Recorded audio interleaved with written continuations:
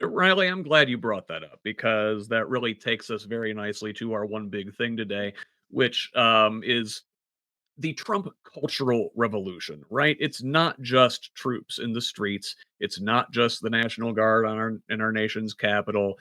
It's really a battle for the culture, for our hearts and minds as well. And there have been several instances of this in just the last couple weeks that we can point to as really this is just a wide ranging assault on American culture at large. If you look last week, the White House issued loyalty ratings for companies, right? So the West Wing has created this scorecard that rated 553 companies and trade associations on how hard they work to support and promote the one big beautiful bill, according to a White House official. So Axios learned that examples of good partners on the White House list include Uber, DoorDash, United, Delta, AT&T, Cisco, Airlines for America, it's a lobbying group, and another lobbying group, the Steel Manufacturers Association. Factors in the rating include social media posts, press releases, video testimonials, ads, attendance at White House events, and other engagements related to OB3, as the mega bill is known internally. I mean, Leslie, we were just talking about the government buying up parts of companies like Intel. Here is another way they are getting themselves intimately intertwined with business. Hmm.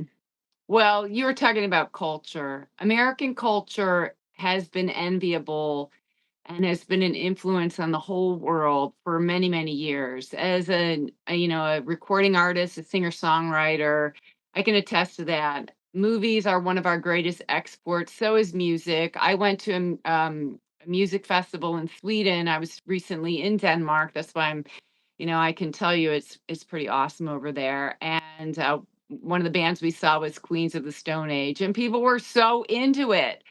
And I think that a lot of, this regime's focus is really it's just jealousy, and it's maybe just a failure to understand the awesomeness of our culture. Stephen Miller attacking quote unquote aging hippies who need to take a nap. Hey, I'm proud to play anytime for the aging hippies to keep them going. Because they weren't wrong. And the 60s with the culmination of the music and the fashion and the ideas was really inspirational, and it really did have a positive effect on our culture, and we have been missing some of that, and we need to revive that. I we really just, like I keep saying, we just need to rise up. So this is an open call. I'm happy to play for you aging hippies because you are protesting, you are boycotting, you are setting an example. We do need more young people. Riley, thank you. And I don't blame the younger people. I think they're busy making ends meet, and or trying to start their own families, and that takes a tremendous amount of energy. And so the hippies and the older people who have retired and who have the time, I celebrate you. Keep going, and we're here for you. And no, I mean, what they're doing is idiotic. Everything Trump touches dies because he doesn't understand culture. These people don't understand culture. They don't appreciate it. They can't put two and two together. They live in one moment, one tweet, one media cycle. They can't see the big picture. They obviously aren't thinking about the future because they would be protecting the environment. They would be protecting our greatest resource, which is our humanity. We are the brains that, went to the moon. We are the brains that have come up with all kinds of things, and our culture is richer for all the immigrants. And something, I mean, I spoke at a Grammy, was like a listening tour they did after they got called out for not having enough women and Mhm. people of color on stage, and I said, like, I mean, let's face it, like, without Black Americans, we would not have American music. If you think of all the contributions they have made to music. And so this stuff is it's just it's idiotic.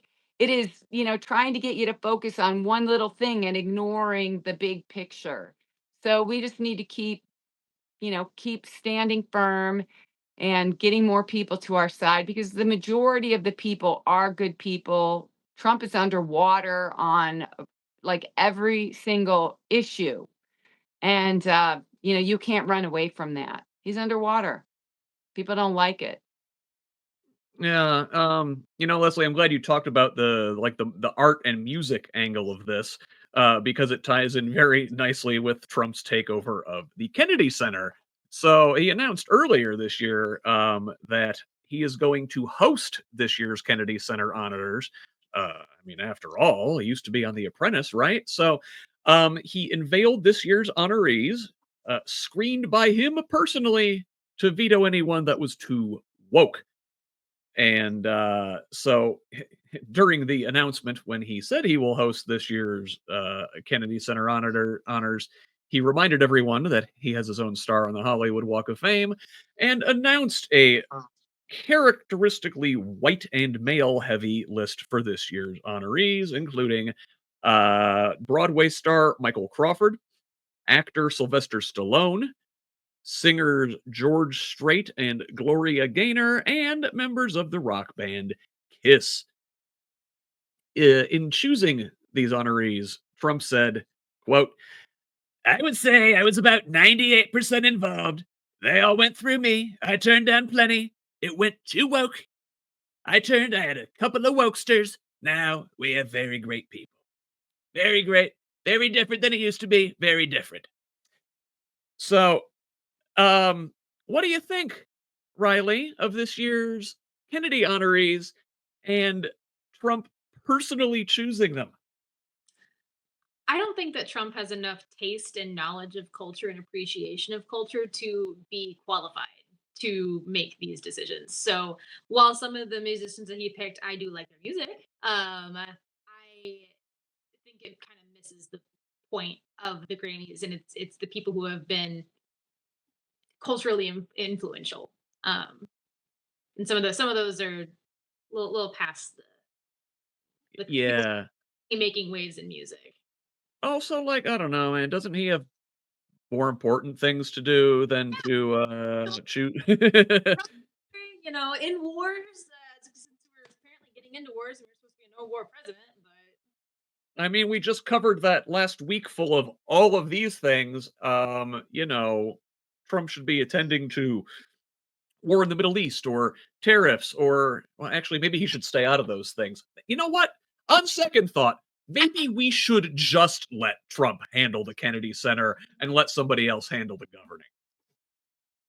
But we should keep him away from the Smithsonian, which the White House is also looking to control. So, this one from NBC News: the White House is conducting an expansive review of the Smithsonian's museum exhibitions, materials, and operations ahead of America's 250th anniversary to ensure they align with President Donald Trump's view of history. Uh, the assessment, which was first reported by the Wall Street Journal and confirmed to NBC News, will include reviews of online content, internal curatorial processes, exhibition planning, the use of collections and artist grants, and wording related to museum exhibit messaging. So this order taking over the Smithsonian was signed on March 27th and calls for removing improper ideology from the Smithsonian Museum and the National Zoo. You got to keep woke out of the zoo. Um, so NBC News reported in May that historical leaders and critics were questioning why exhibits at the Smithsonian's National Museum of African American History and Culture on the National Mall were rotating out. NBC News found that at least 32 artifacts that were once on display had been removed, including Harriet Tubman's Book of Hymns, um, Frederick Douglass's narrative. Sorry. Harriet Tubman's Book of Rhymes filled with gospel songs that she is believed to have sung as she led enslaved people to freedom through the Underground Railroad. There we go. And the narrative of the life of Frederick Douglass, the memoir by one of the most important leaders of the abolition movement. The Smithsonian also recently made headlines after it removed a placard referring to Trump from an impeachment exhibit, sparking concerns over his influence on the cultural institution. Mention of two of his impeachments was restored to the exhibit after criticism of the removal. Jesse, we're rewriting history, man. Yeah, I mean, so I think there's two things going on here. Number one is the most important thing to Trump, which is that Trump looked good to all people at all times, right? So that's the last thing you mentioned. But the other thing goes back to grievances, right? And so, Trump understands clearly that the only path to political power for him lies in, despite, it is true, like more people of color, more black people went to him in 2024 than they did in 2016. But that is the nibbling around the edges, right? The core of his constituency is white dudes, right? It's white men. And white men, there is a cultural memory of a time in the 1960s and 70s when union membership was high, when you were able to provide for your family working at the factory job you got with a high school education and buy your house by the age of 30 years old, right? Like, there was a time in this country and living memory of a lot of people where white men had it better than they do right now. And so he's tapping into this real system of grievances. And you can talk at length about how that was based on the oppression of other people and always has been. But what has changed since then is not predominantly that other people have become oppressed less. It's that billionaires are getting away with more murder. They're taking more money out of everybody's paychecks. The inequality is getting worse. And because white men are seeing that their status is declining, he is playing into this grievance mentality and trying to blame anybody else except for the billionaires like him, right? We know who really is benefiting. It's those uber rich people, but he can't direct energy against that because that's like him and his buddy Jeffrey Epstein, right? He can't have people mad at them because like he understands that he is that guy, right? So we have to find some other thing for people to be mad about, again, to keep jangling the keys in your face and distracting you. And so I don't think Trump cares that much about culture. He cares about TV. He cares about entertainment. All that stuff is like what he would be doing 24/7 if he was the president. We've seen that, right? But in terms of like the Smithsonian, who here thinks that he's actually even visited the Smithsonian, interested in the culture there? What he's wanting to do is continue to have headlines showing his core base of white men, hey, I'm still looking out for you and fighting against the woke mob that's trying to take what you used to have. It's all lies. It's intentional, conscious lies. It does have an impact, but we shouldn't get distracted. Like class war, billionaires against the rest of us is what's really going on. And that's what he doesn't want us talking about. And they're using memes online to talk to their white base in explicitly white national terms. So the graphic I've pictured on the screen right now is a part of a ICE propaganda poster, and it features Uncle Sam standing before the signpost. And it's kind of hard to see, but it says opportunity, homeland, and service pointing in one direction, and invasion and cultural decline pointing in the other. And in his hand is a broken off sign labeled law and order. And the caption of this post is "Which way, American man?" Now, that may not sound like anything in particular, but "Which Way, Western Man" is the title of a 1978 book penned by the white nationalist William Gailey Simpson, promoting the classic conspiracy theory about Jewish cabals and control of global institutions, and also supported eugenics, segregation, and deportation.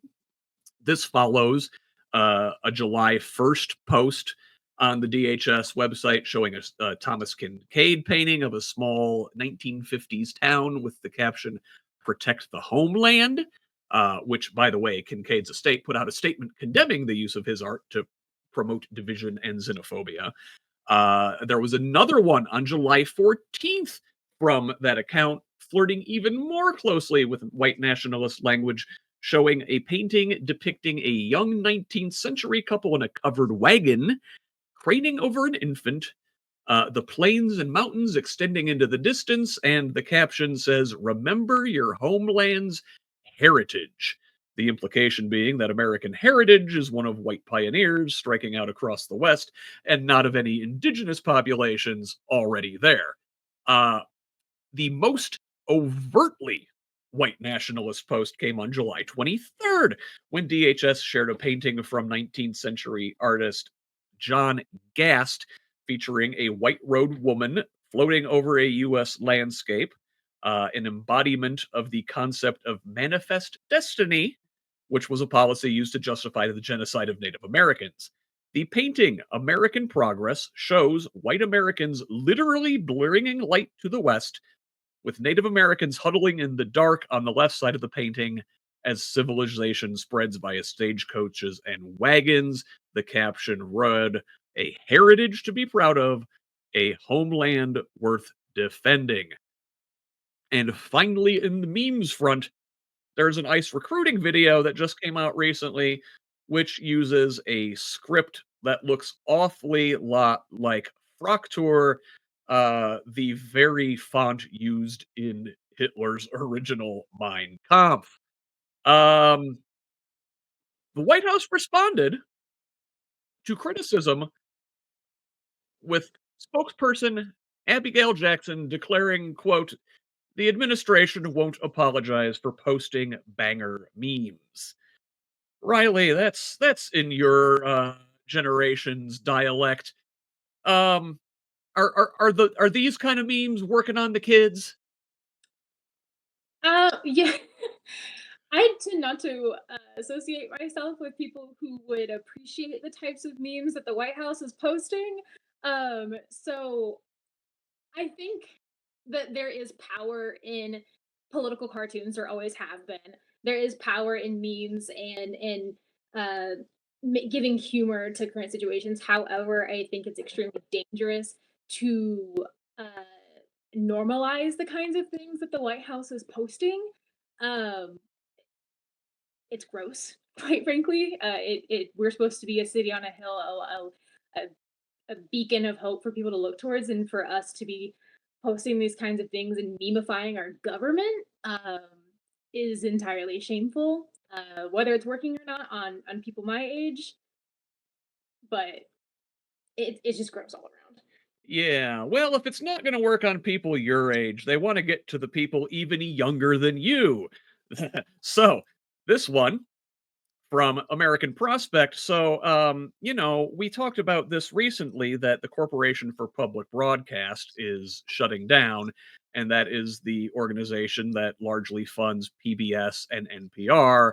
So, a lot of us know PBS from growing up and watching Sesame Street and Mr. Rogers and Word Girl and Clifford the Big Red Dog and all that good stuff, right? Well, if that might be going away, stepping into that void might be PragerU. So, PragerU is an ideologically conservative network that posts right wing propaganda. Let's call it what it is. This they were originally supported by fracking billionaires Dan and Ferris Wilkes out of Texas, who have donated millions to far right political initiatives, including the Daily Wire. Its most controversial project is PragerU Kids, an educational programming initiative that produces content for kids as young as 3. Although it is marketed as the leading network offering educational, entertaining, and pro America content for students of all ages, PragerU Kids has a very specific point of view. And I don't know, Jesse, have you seen the one going around from PragerU where they are showing the two kids getting a history lesson from Frederick Douglass? I haven't, but I've seen some of their other stuff. But yeah, go on about that one. Well, so, basically they make Frederick Douglass a slavery apologist. Yeah. He says, "Well, listen, I'm not okay with slavery, but abolishing slavery wasn't nearly as important as the 13 colonies coming together and forming the United States of America, and that was the real great thing." They've done ones with Booker T. Washington. They've got a Columbus apology skit that is great. Listen, if we, it's bad enough the kind of historical education we have in this country now. if PragerU becomes more prevalent, I fear for our lives. Yeah, I mean, so I was familiar with PragerU, not with that particular horrific thing. It's like, what to the slave is the 4th of July? Awesome, that's what. Yeah, that's ridiculous. It's no big deal. Yeah, totally. That's what, yeah. Totally ahistorical, obviously. And yeah, I think it's interesting that, again, I think this is an issue that Trump does not give two craps about, right? You know, he wants to have uh, totally age inappropriate women standing at his arm and for him to look good and for everybody to love and applaud him. I think that he just like allows this kind of stuff to go on because then he's got billionaires with a bunch of money who are in his corner and who are telling him how great he is, right? So uh, I think anybody who has billions of dollars could probably get him to support some wild schemes. Or even if you don't have billions of dollars, but just have cultural cachet, you could look at the Make America Healthy Again crap. And it's just like, oh, here's a sycophant for me who will bring in a new group of people into my base.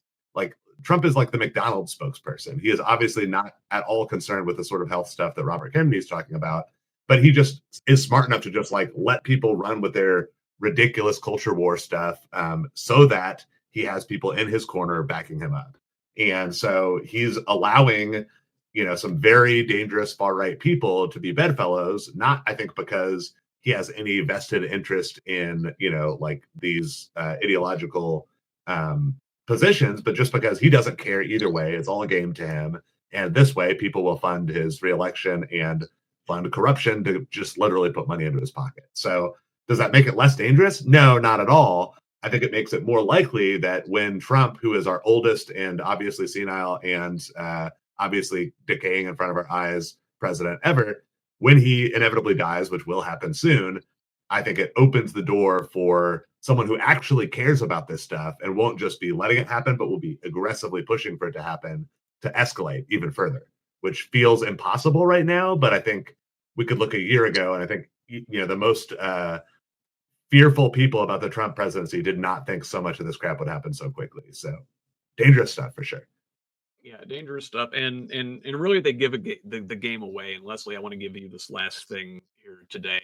So, we recently saw a feature profile of the pastor Doug Wilson. This guy's based out of Moscow, Idaho, and he is the leader of something called the Communion of Reformed Evangelical Churches, an arch-conservative network of Christian congregations that ascribes to strict 16th century Calvinist reform ideology, putting a heavy emphasis on an all-powerful God who has dominion over all of society.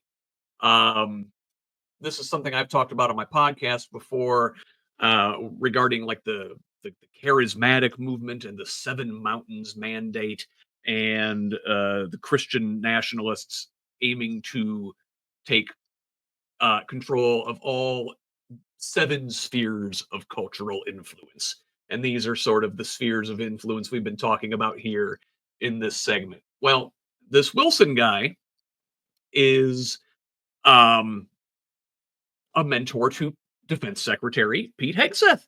And Pete Hegseth attends one of the CREC churches in Tennessee. And Wilson most recently came under fire for telling the AP he believes the 19th Amendment granting women the right to vote was a bad idea. As a woman, how does that make you feel? Well, I think it's just absolutely ridiculous. Every single human being on this planet was born of a woman. And to try to marginalize us is really cutting off your own nose to spite yourself. And, you know, I mean, I've said for many years, let's look to other sentient species like elephants that are matriarchies. Um, you know, they are led by women. And I truly believe we're in the upside down because um, women have been, you know, men have been at war with women. It really started with the Catholic Church in the 300 ADs, which was outlined in a book, The Immortality Key. It was actually a very small part of that book. It was actually about something else, but over the course of, I don't know how many years, the Catholic Church basically was responsible for the murder of 30,000 women who were influential. And it is just absolutely a tragedy. Women are every bit as intelligent and capable as men. And I can't imagine why any man would want to put women down and not want them to be their equal. There's something seriously wrong with the psychology that espouses that. It's about power. And the women who support this, I just think that's, I don't know, do they not have equality in their own home and they've been so beaten down that they think that's the way it's supposed to be? I think true equality is definitely more freeing. And women should not be accepting this gaslighting that we deserve a second place. Uh, and women should all unite. If women would unite and really agree on equality for women, things would change rapidly. And that's really where we need to go. You said it. We're living in the upside down. We've been doing things wrong this whole time. Patriarchy, I'm over it. I, for one, would welcome my female overlords. Or maybe that's over ladies. Listen, we are really long today, so I want to go ahead and get out of here. But before we do, I want to give each of you a chance to shamelessly promote yourself. Leslie, where can the people find you? Well, I have my own website, leslienuss.com. I did make a video for my new song, Ticket to Mars, which features a segment where you were generous and we were able to recreate this whole feeling of the podcast. Yeah, I would just say go. I'm on Blue Sky, and I've got my political Nuss for Us on Facebook still. But yeah, you can listen to my music on any streaming platform. And anyway, keep it up. Keep your brain open, and stay in this fight. We need you. Thank you, Leslie. Riley, where can the good people find you? I'm just going to direct to the main 5051 organization. We'll be at the State House on September 1st from 12 to 3 p.m. Doing another one of our rallies. 5051 is under entirely new leadership, so we're very excited to come back strong. All right. We're excited for said new leadership. Jesse, how about you? Yeah, you can find me personally at Jesse for Indy on most socials or at Naptown J Brown on TikTok. But more importantly, join DSA. So Democratic Socialists of America, famously where Zohran Mamdani came from. AOC is a member, although we're arguing with her about Iron Dome stuff right now. Rashida Tlaib is one of our proud members. I think it's the future of economic populism combined with not culture warfare, but taking it seriously. So please join dsausa.org for more information. I said some controversial stuff today, so I would love if people argued with me about it online. It's one of my favorite things to hear people out. So yeah, look forward to getting some comments, and we'll respond in good faith to all of them. Excellent. We look forward to that. And me, you can find me at all the social media at Who's Left now, though on Blue Sky, Instagram, and Threads, that is at Who's Left.us. Also, hey, be sure you're subscribed to Project Next Media, and that's at Project Next Movement on most of their social media sites. Please check us out. Also, I will be live from Camp Atterbury here in just a little bit. I'm taking off immediately after this thread, headed over there for an anti-ICE protest. I will be streaming that on TikTok live. That is at Who's Left over there. So if you can't make it, and if you're in central Indiana, try to make it. But if you can't, I will be on TikTok. But in the meantime, on behalf of my guests, Leslie Nuss, Riley Beckett, and Jesse Brown, this has been Who's Left this week. Until next time, love each other, Indiana. Thanks. Thank you.